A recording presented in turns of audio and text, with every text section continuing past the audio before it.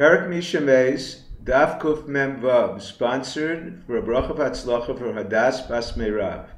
We begin with the Mishnah. During Talmudic times, the two stages of marriage, known as Kiddushin and Nisuin, were separate. First stage of Kiddushin is where he acquires her as his wife, but does not consummate the marriage, not living together as husband and wife for up to a year. However, immediately after the Kiddushin, he sends her gifts. Our Mishnah discusses, in the event the Nisuin is cancelled, the groom waives his rights to reclaim, number one, perishable items such as food, cosmetics, and clothing, as long as he ate or drank something worth at least a dinar when delivering the gifts, even if he consumed it in the doorway, not entering his father-in-law's house. Number two, if he specified it was for her use in her father's house, even if he did not eat or drink, he waives his right to them. However, he did not waive his right to reclaim. Number one, if he gifted her durable items such as utensils made of gold and silver. Number two, he stipulated whatever remained from the perishables be brought to their home. The Gemara does not resolve three related questions. Number one, if he consumed less than a dinar, is his forfeiture proportionate to his consumption? Number two, does the groom have rights to their appreciation and value? Perhaps his right to reclaim it indicates they belong to him, or perhaps her family's liability in the event of theft or loss entitles them.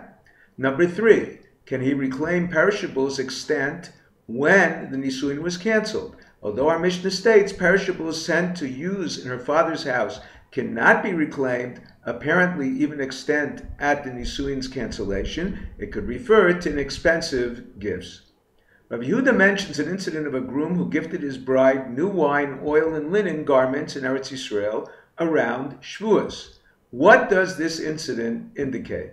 Number one, it indicates the fertility of Eretz Yisrael. These products ripened at the beginning of the summer. Number two, we accept the groom's claim. He gifted them even as early in the season as Shavuos. A groom inherits his wife after Nisuin. His seclusion with her for any other purpose other than marriage does not consummate the marriage. A groom enters a room with his bride to test her sense of smell to determine whether he should remain married to her. The rune collapsed, killing her. He is not entitled to her estate. The halacha, durable gifts, whether he or she dies or he divorces her, he does not waive his right to them. Concerning perishable gifts, if he ate a meal with her family upon delivery or did not specify any leftover gifts should be brought to their home, he waives his right to reclaim. If he did not eat a meal or specified leftovers should be brought, he does not waive his right to reclaim. If she retracts, he can reclaim anything except the kesef kiddushin. However, the family returns only 2/3 the value of the food they consumed, since they would have eaten less or cheaper food knowing it had to be returned. Now we move on to a new Mishnah.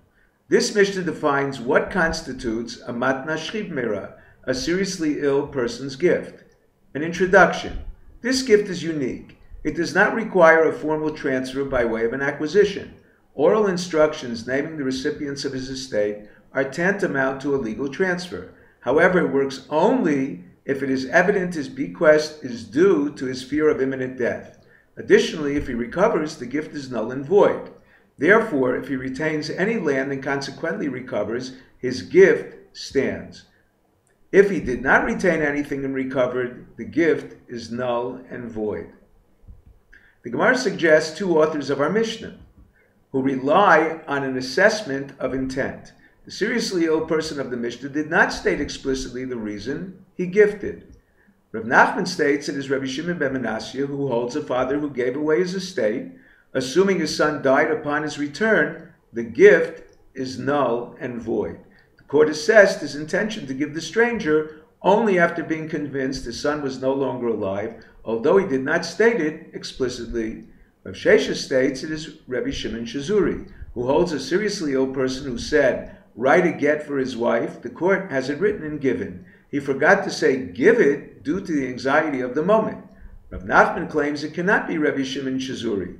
Once he said kisvu, it does not require an assessment of intent. Rav Sheshes did not accept Rabbi Shimon ben Manasseh because his case, unlike our Mishnah, is an umdinum demuchach, an assessment based on irrefutable evidence. If you're enjoying Daf and 5, please click on the link below, subscribe, and become a sponsor. Thank you.